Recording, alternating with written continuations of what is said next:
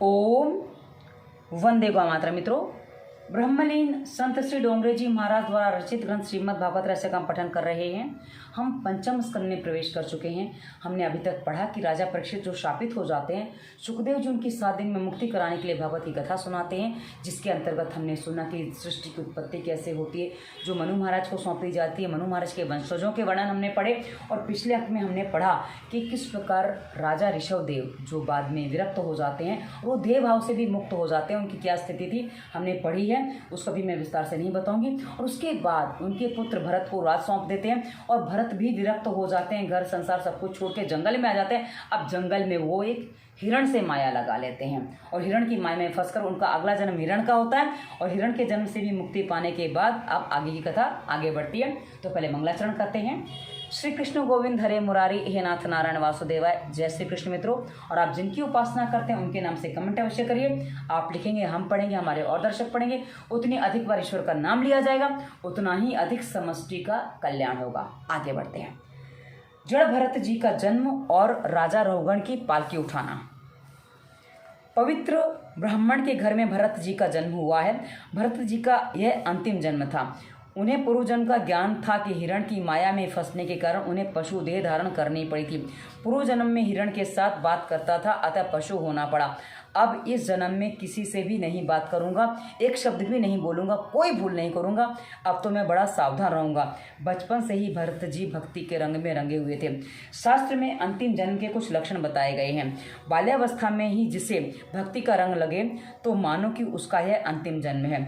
जिसकी बुद्धि काम छोड़ दिया हो उसका भी ये अंतिम जन्म है। अब मित्रों, एक बात और बता दूं, हम बचपन में अक्सर देखते हैं कि छोटे बच्चे मंदिर में जाते हैं, तालियां बजाने लग जाते हैं, कई बार मगन हो जाते हैं। तो ऐसी अवस्था वो हमेशा रहनी चाहिए, तो वो अंतिम जन्म है। अन्यथा वो बचपन में तो स्थिति रहती, क्योंकि वो पेट में भी भगवान का भजन करते करते भगवान से मन्नतें मांगते मांगते आते हैं, तो चलता है। लेकिन बाद में सब जब संसार में फंसते हैं सब भूल जाते हैं, तो ये स्थिति होती है। जब तक बुद्धि में काम है तब तक मान लो कि अभी और जन्म लेने बाकी हैं। प्रत्येक वस्तु में जो भगवत दर्शन करे, यानी कि भगवान का दर्शन करे, उसका यह जन्म अंतिम जन्म ही है। जब भी दृष्टि आए वहाँ किसी को भी भगवान के रूप में देखो, भगवान ही दृष्टिगोचर हो, उनके लिए यह जन्म अंतिम जन्म है। हृदय से दीन और अभिमान रहित व्यक्ति का मन वह अंतिम जन्म है। मतलब ऐसे जो लोग हैं उनका अंतिम जन्म होता है। जड़ भरत का यह अंतिम जन्म था। एक हंसता हुआ बंदी बनता है तो दूसरा रोता हुआ। साधारण व्यक्ति अर्थात जीव वासना में के अधीन होकर संसार में आता है, तो संत भगवत कार्य करने के लिए संसार में आते हैं। पर जन्म और पर धन को आकर्षित करने के वाले व्यक्ति संसार की दृष्टि से चतुर हैं, किंतु यह कला तो एक सामान्य स्त्री के लिए भी साहसिक है। सांसारिक दृष्टि में संत जड़ होता है, परंतु आनंदमय चेतन प्रभु को भूलकर सांसारिक सुखों में वह फंसा हुआ मनुष्य तो सचमुच जड़ है। प्रभु प्रेम में मस्त देहभान से अज्ञात महापुरुष को जड़ कैसे कहें, किंतु संसार की विपरीत मान्यता के कारण सांसारिक लोगों ने भरत जी को नाम जड़ भरत रख दिया। वो सांसारिक बातों से विरक्त थे, बाकी उन्हें सब था, पर इसलिए उनका नाम जड़ भरत से जड़ भरत हो गया। भरत नाम उनका था, पर जड़ भरत उनकी इस अवस्था के कारण उनको कर दिया गया था। आगे बढ़ते हैं। लोग भरत जी को मूर्ख मानते हैं, तो भरत जी विचार करने लगे कि लोग अच्छा है मुझे मूर्ख माने, इसमें बुराई क्या है। पूर्व जन्म में जब ज्ञान का प्रदर्शन करने गया तो दुखी हो गया, अतः अन्य को उपदेश देने के लिए नहीं, ईश्वर की आराधना करने के लिए मेरा ज्ञान है। ज्ञान भोग के लिए नहीं, भगवान के लिए है। शंकराचार्य जी ने कहा है, विदुषाम यच्च वैदुषम मुक्ते न तु भुक्तये। ज्ञान धन या प्रतिष्ठा कमाने के लिए नहीं, परमात्मा की प्राप्ति के लिए है। ज्ञान का फल धन और प्रतिष्ठा नहीं, परमेश्वर है। ज्ञान परमात्मा के साथ एक होने के लिए है। जड़ भरत ने सोचा कि पूर्व जन्म में पशु के साथ वाणी व्यवहार निभाया था, अतः मुझे इस जन्म में पशु का अवतार मिला। इस जन्म में किसी के साथ भी बात नहीं करूँगा। यदि जब बात करूँगा तो मात्र प्रभु के साथ। वाणी और पानी का दुरुपयोग करने वाला व्यक्ति ईश्वर का अपराधी है। अंत काल में वाणी उसका विश्वासघात करती है। अर्थात वाणी का जो दुरुपयोग करते हैं ना, अंत समय में फिर राम मुंह में आता नहीं है, तो फिर वो वाणी धोखा करती है, ऐसा कहने का तात्पर्य। मीराबाई ने तो निश्चय किया था कि बात करूंगी तो केवल अपने गिरधर गोपाल श्री कृष्ण से ही करूंगी। मैं तो बस अपने गिरधर गोपाल को ही मनाऊंगी। संसार के लोगों का संबंधों का मनाने का कोई लाभ नहीं होगा। राम नाम मेरे मन बसियो, राम रसियो रिझाओं में रे माए। मतलब यहाँ राम नाम मेरे मन बसियो, मतलब मीरा जी गा रहे कि राम नाम मेरे मन बसियो। अब मीरा वैसे तो कृष्ण भक्त हैं, पर वो नाम राम का लेती है, क्योंकि कहा ना सभी में एक ही देव है। इसलिए मैं अक्सर, मेरी आदत है, मैं आसपास जब कहीं भी निकलती हूँ, किसी से वार्तालाप करती हूँ, तो मैं ओम बोलती हूँ। तो कई कुछ लोग अलग अलग बोलते हैं, मतलब ओम में सारे देव समाये, इसलिए मैं ओम बोलती हूँ। जड़ भरत किसी से भी नहीं बोलते थे। अति बोलने से स्नेह उत्पन्न होता है। वैसे तो इस सृष्टि में ईश्वर ने एक एक काम के लिए दो दो इंद्रियां दी हैं। एक आँख से भी काम हो सकता था, फिर भी दो आँखें दी हैं, किंतु एक ही जीव को दो काम करने पड़ते हैं, बोलने का भी और खाने का भी। अतः जीव पर अधिक अंकुश लगाने की आवश्यकता है। दूसरों के साथ बात करने से, प्रेम करने से वासना उत्पन्न होती है, और वैर और वासना से नया प्रारब्ध उत्पन्न होता है। अतः दूसरी बार जन्म लेना पड़ता है। जड़ भरत इस तरह से मन पर अंकुश रखते हैं। तुम्हें स्वयं ही अपने मन पर अंकुश रखना होगा। तुम्हारे मन का दूसरा कोई अंकुशित कैसे कर सकेगा, यानी कि तुम्हारे मन को दूसरा कोई अंकुशित कैसे कर सकेगा। रामदास स्वामी ने कहा है कि अतिशय घूमने फिरने से शांति नहीं मिल पाती है। जड़ भरत के पिता उसे पढ़ाने लगे और सोचने लगे कि लिख पढ़कर मेरा पुत्र पंडित होगा, किंतु इसकी पंडिताई निराली ही थी। इसकी पंडिताई सच्ची थी। सच्ची पंडिताई कौन सी? परमन परधन हरन को, वैश्य बड़ी प्रवीण, तुलसी सोई चतुरता, रामचरण लवलीन। भरत जी यानी कि यहाँ अन्य किसी व्यक्ति के मन को और उसके धन को हरण करने के लिए में वैश्या बहुत प्रवीण होती है, मतलब वो निपुण होती है कि किसी का धन, किसी का मन कैसे हरण किया जाए, वैसी वो वेशभूषा बना लेती है। तुलसी सोई चतुरता, तुलसी जी कहते हैं कि वही चतुर है जो रामचरण लवलीन, जिसकी लव रामचरण में लग चुकी है। भरत जी यूँ जानते हैं तो सब कुछ है, फिर भी मंत्रोच्चार अच्छे ढंग से नहीं करते थे। वे अपना ज्ञान प्रसिद्ध नहीं करते थे। जड़ भरत जी भगवान के स्मरण में लीन रहते थे। ज्ञान और भक्ति के परिपक्व होने पर भी जीव संसार वृक्ष से उसी तरह अलग हो सकता है जिस प्रकार परिपक्व होने पर फल अपने आप वृक्ष से गिरकर भिन्न हो जाता है। अब आपको एक बात यहाँ और समझनी होगी कि हमारे आसपास कभी कभी हमें लगता है कोई मंद बुद्धि है, ये ठीक से समझता नहीं है, जड़ बुद्धि ऐसी कुछ लगता है, तो समझो वो जड़ भरत भी हो सकते हैं भाई, ऐसे कोई वो भी हो सकते हैं। इसलिए कभी भी किसी की अवहेलना नहीं करनी चाहिए, कभी किसी की निंदा नहीं करनी चाहिए, और कभी किसी को अपशब्द नहीं कहने चाहिए। किसको कह रहे हैं हमें पता नहीं है, इसलिए सब में ईश्वर भाव देखो, यही हमारी सद्गति कर सकता है, यही हमारी दुर्गति को सुधार सकता है। माता पिता ने शरीर का त्याग किया तो जड़ भरत जी पागल की भांति घूमने लगे। पागल से लगते तो, किंतु वे एक क्षण मात्र के लिए भी श्री कृष्ण को नहीं भूलते थे।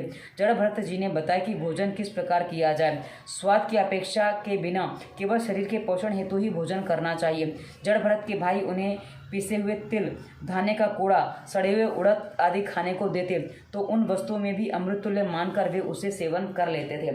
अब सड़ा हुआ मिला, कैसा भी मिला, मिल रहा है ना, ठीक है, पर्याप्त है, कोई बात नहीं, शरीर को पोषण मिल जाएगा, हो गया काम, ऐसा वो मानते थे। किस प्रकार चला जाए जड़ भरत जी ने बताया है। किसी भी जीव की हिंसा ना हो पाए ऐसा विचार कर वे रास्ता में देखकर चलते थे। धरती पर दृष्टि रखते हुए चलना चाहिए। हरदम सोचो कि कहीं तुम मुझसे किसी जीव की हिंसा ना हो जाए। भरत जी औरों के काम भी करते थे। भाइयों ने उन्हें खेत के चारों और मेड़ यानी कि मिट्टी की दीवार, खेत जो होता है ना उसके चारों जो छोटी सी इतनी सी जो दीवार सी बनाई जाती है उसको मेड़ कहते हैं देसी भाषा में, गांव की भाषा में वो मेड़ बताई गई है। मेड़ यानी कि अर्थात मिट्टी की छोटी सी दीवार बनाने को कहा। भरत जी ने विचार किया कि आज यह काम करूँगा तो कल मुझे दूसरा काम सौंपेंगे, अतः उन्होंने मेड़ बांधने के स्थान पर खड्डा खोद दिया। एक दिन भाई ने खेत की देखभाल करने के लिए कहा तो भरत जी ने गायों को खेत में चरने के लिए छोड़ दिया।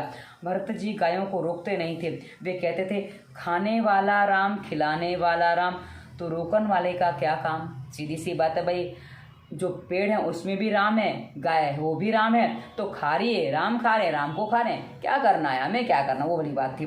जगत के समक्ष मानो की नाटक कर रहे हैं कि वे पागल हैं। ज्ञानी पुरुषों के ध्यान में लोक संग्रह बाधा रूप है। सांसारिक व्यवहार की कहीं माया ना लग जाए, इस हेतु से वे परमात्मा नारायण की आराधना करते हुए एक दिन खेत में बैठे हुए थे। एक भील राजा निसंतान थे। उन्होंने मनौती मानी थी कि संतान होगी तो मैं भद्रकाली को नरबलि भेंट चढ़ाऊंगा। पुत्र जब का जन्म हुआ तो राजा ने आज्ञा दी कि किसी नर को ले आओ। राज सेवकों ने जड़ भरत को उस खेत में देखा। उन्होंने विचार किया कि यह अच्छा तगड़ा है, इसे ही हम पकड़ कर ले जाएं। संसार के लोगों की दृष्टि में संत पागल हैं और संतों की दृष्टि में संसार सुख में फंसे वो लोग पागल हैं। उस भील राज सेवकों ने भरत जी को पागल ही मान लिया। वे उन्हें पकड़कर भद्रकाली के मंदिर में ले गए।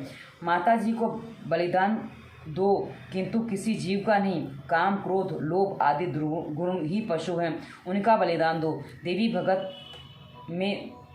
भागवत में यह अर्थ बताया है कि बलिदान क्या है। भरत जी को स्नान कराया गया, पुष्पमाला पहनाई गई और भोजन करने के लिए अच्छे से पकवान दिए गए। भोजन करना पाप नहीं है, किंतु स्वाद लेकर भोजन करना पाप है। भोजन साधना है और भजन साध्य है। भोजन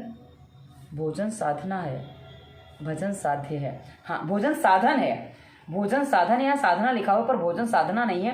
भोजन साधन है और भजन साधन, क्योंकि भोजन के माध्यम से भजन साध्य हो सकता है। भोजन करेंगे तो शरीर चलेगा, इसलिए भोजन साधन है, साधना नहीं है। भोजन साधन है क्योंकि यहाँ साधना लिखा है, इसलिए मैं उसको स्पष्ट कर रही हूँ। और भजन साध्य है। भरत जी भोजन करते थे किंतु उसका भोजन भजन के लिए था। भील सोचते हैं कि 2 घंटे बाद तो इसको मरना है, फिर भी यह बड़े आराम से भोजन कर रहा है। इसके बाद भरत जी को मंदिर में ले गए। संत की परीक्षा उनकी मनोवृत्ति से के आधार पर ही हो सकती है, दाढ़ी जटा से नहीं। जड़ भरत जी ने माता जी को मन ही मन प्रणाम किया और सिर झुकाकर शांत चित्त वे बैठ गए। भील राजा ने भद्रकाली की प्रार्थना की और तलवार लेकर बलिदान के लिए जैसे ही तैयार हो गया, मतलब वो तैयार हो गया, सबके प्रति संभाव सिद्ध करने के लिए भरत जी को देखकर माता जी का हृदय भर आया और उनसे यह हिंसा देखी ना गई। भद्रकाली मूर्ति तोड़कर प्रकट हुई। भील राजा की तलवार से उसी का मस्तक काट दिया और मस्तक की गेंद बनाकर खेलने लगी। ज्ञानी भक्त मानता है कि सहस्त्रबाहु भगवान उसकी रक्षा हेतु खड़े हुए हैं। 2 हाथों वाला मनुष्य क्या कर सकेगा। ज्ञानी भक्त माता जी को बहुत प्यार करते हैं। ज्ञानी पुरुष अपने मन को एक क्षण के लिए भी ईश्वर से अलग नहीं होने देता। उनकी दृष्टि ब्रह्ममयी होती है। किसी समय सिंधु देश के राजा रहुगण कपिल मुनि के पास ब्रह्म ज्ञान प्राप्त करने के लिए जा रहे थे। अब ये रहुगण राजा की कथा आती है। अब ये क्या क्या उनके साथ व्यवहार करते हुए हम पढ़ेंगे। तत्व ज्ञान की विद्या प्राप्त करने के लिए वह पालकी में बैठकर कपिल ऋषि के आश्रम की ओर जाने लगे। पालकी उठाकर चलने वाले सेवकों में से एक कहीं भाग गया था। राजा ने कहा कि जो भी मिले उसे पकड़ लाओ। वैष्णव जन भगवत इच्छा से ही जीते हैं। ज्ञानी प्रारब्ध कर्म भुगतने के लिए ही जीते हैं। ज्ञानी जन अनिच्छा से प्रारब्ध को देखते हैं तो वैष्णव जन इसमें भगवत इच्छा के दर्शन करते हैं। मतलब ज्ञानी जन अनिच्छा से प्रारब्ध भोगता है, उसको लगता है कि भी अब ज्ञान तो हो चुका है पर अपना प्रारब्ध नहीं काटेंगे तो फिर से जन्म लेना पड़ेगा, इसलिए इसी जन्म में भोग लो। तो उस रूप में भोगता है, उसको कष्ट होता है। किंतु जो भगवान को मानता है, जो भगवत इच्छा से जीता है, जो सब जगह भगवान को देखता है, वो मानता है कि चलो भाई ठीक है, सब भगवान की इच्छा से हो रहा है, चलने दो जो चल रहा है, तो वाली बात आ जाती है। साधक के लिए स्पष्ट आज्ञा है कि 4 हाथ से आगे दृष्टि नहीं जानी चाहिए।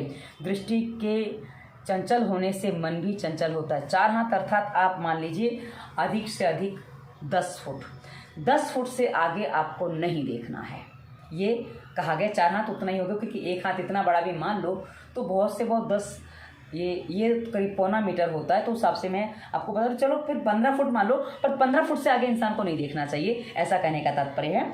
चलिए आगे बढ़ते हैं। राज सेवक पालकी उठाने के लिए जड़ भरत को पकड़ लाए। यह तगड़ा है, अतः ठीक से काम आएगा।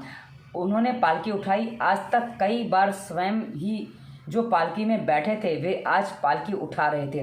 मतलब जब जड़भरत राजा के रूप में थे तब उनकी पालकी न जाने कितनी बार उठाई गई होगी और आज वो पालकी उठा रहे हैं। यही उनका प्रारब्ध था। प्रारब्ध भुगतना ही पड़ता है। अंतिम जन्म होने पर भी पालकी उठानी ही पड़ी। भरत जी नीचे देखते हुए चल रहे थे कि कहीं मुझसे किसी जीव की हत्या ना हो जाए। उन्हें तो प्रत्येक जीव में भगवान श्री कृष्ण के दर्शन होते हैं। भरत जी विचार करते हैं कि अब मेरा कुछ ही प्रारब्ध रह गया है, मरेगा तो मेरा शरीर ही, मैं तो नारायण में मिल जाऊंगा, मुझे सावधान रहना ही होगा। असावधान रहने से ही काम, क्रोध, लोभ आदि सिर पर सवार हो जाते हैं। निर्भय बनो। निर्भयता तभी आती है जब जीव हमेशा के लिए परमात्मा के सानिध्य का सतत अनुभव करता है।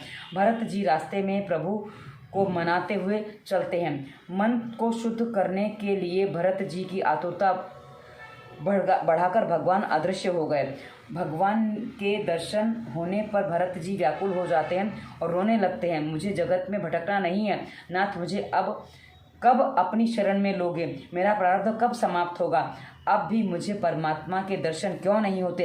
इन विचारों से वे रोते हैं। रास्ते में चींटी दिख पड़ती है तो भरत जी खुद पड़ते हैं। ऐसा करने से पालकी के ऊपर के हिस्से में राजा का सिर जाकर टकरा जाता है। पालकी जो होती है ना, उसके ऊपर के हिस्से से सर जाके वैसे ठुक जाता है राजा जी का। तो राजा ने सेवकों से कहा कि अच्छी तरह चलो, मुझे असुविधा हो रही है। उन 3 सेवकों ने कहा, हम तो ठीक से ही चल रहे हैं महाराज, किंतु यह नया सेवक ठीक से नहीं चलता है। कभी रुकता है, कभी दौड़ पड़ता है, कभी कूदता है, कभी हंसता है, कभी रोता है। यह पागल सा है, यही सता रहा है। मतलब उन्होंने इससे तीनों ने चौथे पे सारा बात डाल दी कि भाई ये कर रहा है, हम तो नॉर्मल चल रहे हैं पर ये नहीं चल पा रहा है। अब आगे बढ़ते हैं। राजा ने जड़ भरत से व्यंग से कहा, तू तो बिल्कुल दुबला पतला है, जबकि मोटे तगड़े थे। दुबला पतला है, तेरे अंग भी कितने दुर्बल हैं, अतः तू ठीक तरह से नहीं चल सकता है। रघुगण ने विचार किया कि अब मैं भरत जी पर दृष्टि रखूंगा। रघुगण ने विचार किया, भरत जी पर दृष्टि रखूंगा। हाँ, रघुगण ये विचार करता है।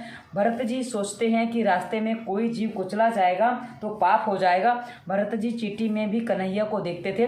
कृष्ण किसी एक के घेरे में नहीं रहते, सभी में कृष्ण दर्शन करे वही वैष्णव है।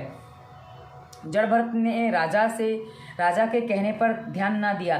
चींटी को देखकर भरत जी ने छलांग लगाई तो राजा जी का सिर पालकी के ऊपर दंड से फिर टकरा गया। राजा यह सहन ना कर सके। वे क्रोधित होकर जड़ भरत का अपमान करने लगे। अरे तू तो जीते जी मरा हुआ है, तुझे भान ही नहीं है। अच्छी तरह से चल। भस्म में छिपी हुई अग्नि जिस प्रकार दिखाई नहीं देती, उसी प्रकार ब्रह्म में चिंतन में लीन ज्ञानी पहचाने नहीं जाते। यानी कि जो ब्रह्म के चिंतन में लीन होते हैं वो ज्ञानी पहचान में नहीं आते, क्योंकि वो तो बोला ना कैसे भी भटकते रहते, उनको देह भान भी नहीं होता। जैसे सुखदेव जी को भी तो नहीं था, वो बस ऐसे ही चलते रहते थे, कपड़ा कहाँ छूट गया क्या कुछ तो पता ही नहीं है कुछ। एक बार फिर राजा का सिर टकरा गया तो वह क्रोधित हो गया। उसने कहा, मैं रहगण राजा हूँ, तुझे दंड दूंगा। राजा से ना तो एक भी पैसा लिया है, ना ही उसका कुछ खाया है, फिर भी वह मारने को तैयार हो गया। उन्हें मारने का राजा को क्या अधिकार है? राजा अभिमानी था और वह मदांध हो गया, कि मद में अंधा हो गया था। कुछ भी बोलने की भरत जी की इच्छा ना थी। उन्होंने सोचा कि शरीर पुष्ट है, दुबलापन भी शरीर का धर्म है। मतलब दुबला हो या पुष्ट हो, कैसा भी शरीर, वो शरीर का धर्म है। आत्मा तो कुछ भी नहीं होना है, आत्मा को तो कुछ भी नहीं होना। यह राजा मेरे शरीर से बातें करता है, अतः उनके साथ बोलना आवश्यक नहीं है, मैं मौन ही रहूँगा। मतलब भरत जी विचार करते हैं कि मैं कुछ नहीं बोलूँगा, अन्यथा वापिस कुछ हो जाएगा, वापिस कुछ कर्म बने, इससे अच्छा मैं मौन ही रहूँगा। भरत जी फिर विचार करने लगे कि मेरा अपमान कुछ भी महत्व नहीं रखता है, किंतु मेरे लिए मैंने जिसे उठाया है वह रघुगण राजा यदि नरकवासी होगा तो पृथ्वी पर से सत्संग की महिमा नष्ट हो जाएगी। लोग कहेंगे कि महाज्ञानी जड़ भरत ने जिनको अपने कंधे पर उठाया वह भी नरकवासी हुआ। अब सोचो, अपनी निंदा की कितनी अधिक चिंता होती है, सन्यासियों को भी होती है। तो अब कंधे पर तो जड़ भरत ने उठा ही रखा था, तो वो यदि नरकवासी बन गया तो उसकी चिंता इनको होने लगी। जगत में सत्संग की बड़ी महिमा है, चाहे जो भी हो, किंतु राजा को जब तक मैंने अपने कंधे पर रखा ही है तो उसका उद्धार भी मैं करूंगा। उन्होंने राजा को उपदेश देने का निश्चय किया। सत्संग की महिमा को निभाने के लिए आज जड़ भरत ने बोलना चाहा। आज तक वे मौन रहे थे। राजा के लिए उन्हें दया आ गई, राजा पर उन्हें दया आई है। अब इनका उपदेश क्या है वो हम अगले अंक में सुनेंगे। तो आज की कथा को हम यहीं विराम देते हैं। श्री कृष्ण गोविंद हरे मुरारी, हे नाथ नारायण वासुदेवाय। जय श्री कृष्ण मित्रों, धन्यवाद। वंदे मातरम।